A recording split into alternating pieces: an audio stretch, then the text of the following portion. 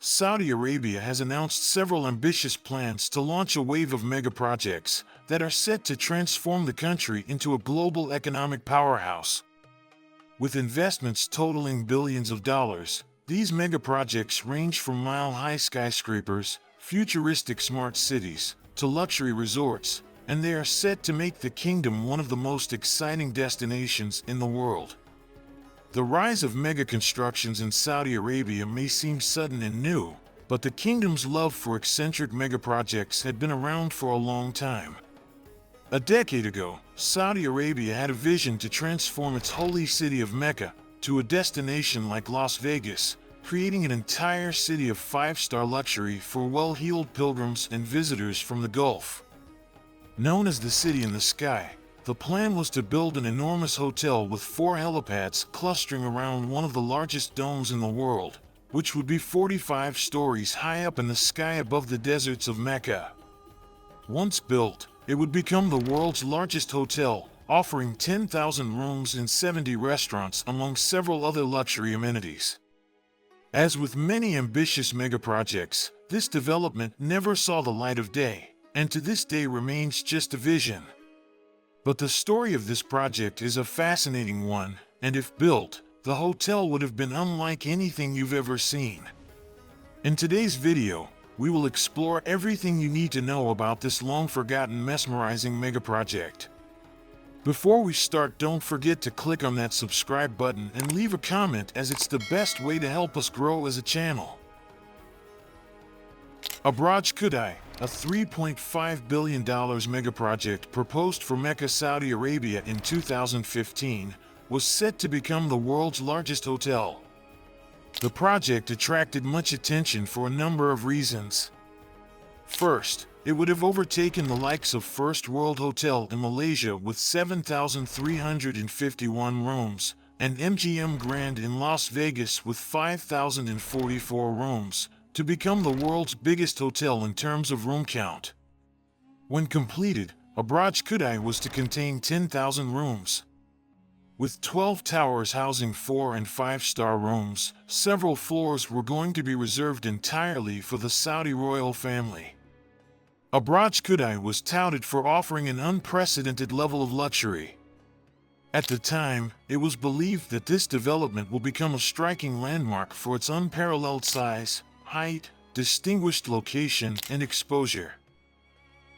The Dar Al-Handasa Group that designed the megaproject is a strong global construction conglomerate that turns its hand to everything, from designing cities in Kazakhstan to airports in Dubai. For the Abraj Kudai, it has followed a style that almost looked like a wedding cake structure, piling cornice upon cornice, with fluted pink pilasters framing blue-mirrored windows. The project was to cover an area of approximately 1.4 million square meters, and it was designed as a mixed-use development. Digital renderings of the hotel show the complex with 12 towers teetering on top of a 10-story podium. The towers seem to be packed so closely together that guests will be able to enjoy views into each other's rooms. When completed, it will be 45 stories high, with 10,000 bedrooms across the 12 different towers, 70 restaurants, and 4 rooftop helipads. There will also be 5 floors for the sole use of the Saudi royal family. 10 of the towers will provide 4-star accommodations, while the other 2 towers will be reserved for special clientele offering 5-star amenities. In addition to the hotel, the complex will have residences, a massive convention center, a ballroom, a shopping mall, a bus station, a car park, and several more grand features. Construction on the project was announced in 2015, with a projected completion date in 2017. But construction work soon came to a halt the same year it started, due to financial difficulties.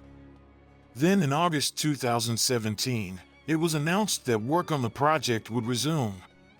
Ever since the announcement, no progress has been made and the project remains almost forgotten. In 2016, Saudi Arabia's economy was affected by the low oil prices. The owner of the Abraj Kudai project was the Kingdom of Saudi Arabia's Ministry of Finance, also a prime customer of the Saudi Bin Laden Group, one of the country's largest construction companies. Naturally, the actions of the government directly affect SBL. When the low oil prices began propelling the government to cancel or suspend projects and delay payments, SBL suffered too. Another incident that further exacerbated the situation was when one of SBL's cranes fell into the Grand Mosque in Mecca, resulting in 107 deaths. Following this, the company was banned from receiving new state contracts altogether. In response to its potential financial collapse, the conglomerate let go of thousands of employees and stopped work on several megaprojects, including the Abraj Kudai.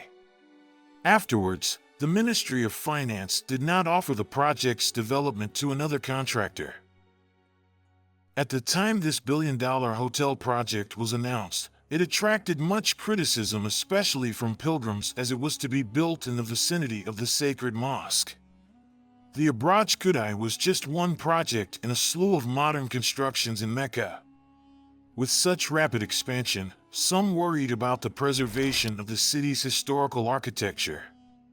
The Grand Mosque is now loomed over by the fourth tallest building in the world, the Abraj Al-Bayt Clock Tower, which is home to thousands more luxurious and expensive hotel rooms offering the best views of the Kaaba, the sacred black cube at the center of the mosque. The hotel rises 2,000 feet into the air, projecting a dazzling green laser show by night. What's upsetting is that in 2002, the Saudi administration destroyed the 18th century Ayyad fortress, a stunning Ottoman citadel, to make way for the Royal Clock Tower Hotel. As with Abraj Kudai, Islamic pilgrims complained that this luxury development would destroy the historical architecture and sanctity of the place, or the little that remains of it. In addition, majority of pilgrims and visitors would not have been able to afford a stay at Abraj Kudai, due to its projected exorbitant prices. At present, the city of Mecca receives around 3 million pilgrims for the annual Hajj, but during the rest of the year more than 20 million visit the city, which has become a popular place for weddings and conferences, bringing in billions of dollars in annual tourism revenue.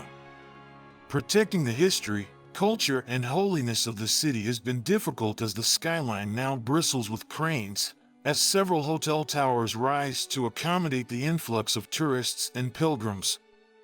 Along the western edge of the city is the new Jabal Omar development, which is a sprawling complex that will accommodate 100,000 people in 26 hotels, with luxury amenities including shopping and entertainment. Meanwhile, the Grand Mosque is undergoing a $50 billion expansion to double the capacity of its prayer halls, from 3 million worshippers currently to nearly 7 million by 2040. Planned like a vast triangular slice of cake, the extension goes so far back that most worshippers won't even be able to see the Kaaba. This expansion too has attracted much criticism for resembling the vast area of an airport terminal that diminishes its sacredness. Even though the Abraj Kudai project came to a halt, there is a good chance that work may resume any time now, due to Saudi Arabia's renewed interest in constructing megaprojects across the country to diversify its economy, reduce dependence on oil, and boost tourism. There have been no updates on this project so far, but if construction resumes, it would take at least 2 to 2.5 years to fully complete. What are your thoughts on this forgotten megaproject? Would you like to see it come to life? Let us know in the comments below. Thanks for watching and see you in the next video.